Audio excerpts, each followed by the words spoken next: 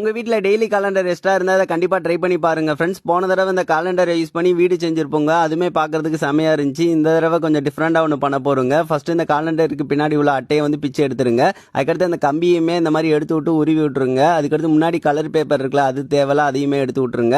அதுக்கடுத்து நான் எப்படி மடிச்சு விட்றேன்னு பார்த்துக்கோங்க. பேப்பரை வந்து மேல் வாக்குல இருந்து இந்த மாதிரி மடிச்சு விட்டுட்டு கீழே கொஞ்சம் கேப் விட்டு இந்த மாதிரி மடிச்சு விட்டுட்டு கொஞ்சமோல வந்து முனையை மட்டும் மடிச்சு விடணுங்க.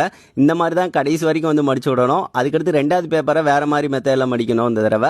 அதாவது கீழ்வாக்குல இருந்து இந்த மாதிரி வந்து மடிச்சு விட்டுட்டு அதுக்கடுத்து மேலே கொஞ்சம் கேப் இருக்கலாம், அங்கே ஒரு முக்கோணம் ஃபார்ம் ஆகிற மாதிரி மடிச்சு விட்டுட்டு அப்படியே வந்து ஃபுல்லாக வந்து பொட்டலம் மடிக்கிற மாதிரி இந்த மாதிரி மடிச்சு விட்டுருணுங்க. ஸோ இந்த மாதிரி தான் இது ரெண்டாவது பேப்பர். அதுக்கடுத்து ஃபர்ஸ்ட் பேப்பர் மாதிரி வந்து வருது. அதுக்கடுத்து ஒன்று விட்டு ஒன்று இந்த மாதிரி மாற்றி மாற்றி மடிச்சுக்கிட்டே இருக்கணும். இதை நான் எப்படி மடிக்கிறேன் அப்படின்னு சொல்லிட்டு பார்த்துக்கோங்க. நானுமே ஃபர்ஸ்ட் வந்து மடிக்கும் போல கொஞ்சம் கஷ்டமாக இருந்துச்சு. அதுக்கடுத்து மடிக்க மடிக்க ஈஸி ஆயிடுச்சிங்க. இது வந்து மடிச்சு விட்டுக்கிட்டே இருக்கிறப்பே டிசைன் வந்து வரும், பார்க்கறதுக்கு நல்லா இருக்குங்க.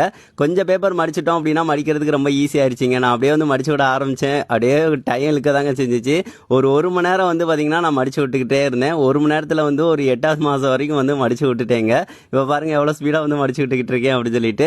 அவ்வளோதான், நான் வந்து ஓரளவு வந்து மடிச்சு விட்றப்பே இந்த அளவுக்கு டிசைன் வந்து அழகாக வந்துருச்சு. பார்க்கறதுக்கும் நல்லா தாங்க இருந்துச்சு. அதுக்கடுத்து 8வது மாதம் வந்து வரப்போ வந்து எனக்கு ஒரு ஹாப்பி, ஏன்னா அடுத்து பிறந்தநாள் வரப்போகுது அப்படின்னு சொல்லிட்டு 7/8/95 நான் பிறந்தேங்க.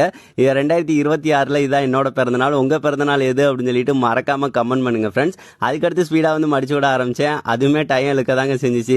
இது வந்து நான் ஒரு மணி நேரம் அதுக்கடுத்து ஒரு அரை மணி நேரம், மொத்தம் வந்து 2.5 மணி நேரம் கிட்ட எனக்கு டைம் இழுத்துச்சு. ஏன்னா வந்து இது வந்து கடைசி ஆக ஆக வந்து மடிக்கிறதுக்கு கஷ்டமாக இருந்துச்சுங்க. அவ்வளோதான், ஃபைனலாக வந்து மடிச்சு விட்டாச்சு. இது பார்க்கறதுக்கு எப்படி இருக்குன்னு சொல்லுங்கள். எனக்கு பானை மாதிரி இருக்குது, ஒரு பூச்சாடி மாதிரி தெரியுது. அப்படியே கவுத்தி வச்சோம் அப்படின்னா ஒரு சின்னதாக ஒரு கூடாரம் மாதிரி தெரிஞ்சிச்சு. பார்க்கறதுக்கு எதுனாலும் நல்லா இருக்குங்க, ஒரு டிசைனாக வந்து இருக்குங்க. அதுக்கு மேலே வந்து பூக்களை வந்து இந்த மாதிரி வச்சுட்டோம் அப்படின்னா பார்க்க இன்னும் நல்லா இருந்துச்சு.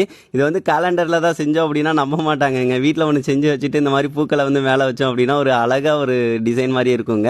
எனக்கு ரொம்ப ரொம்ப பிடிச்சிருந்துச்சு ஃப்ரெண்ட்ஸ். இது எப்படி இருக்குது அப்படின்னு சொல்லிட்டு மறக்காமல் கமெண்ட் பண்ணுங்கள். இது ஒவ்வொரு பேப்பரையும் அடிச்சு விட்டது வந்து உங்களுக்கு பார்த்தனே எப்படியும் ஃபீல் வந்து கண்டிப்பாக இருக்கும். எல்லாத்துக்கும் ஹாப்பி நியூ இயருங்க.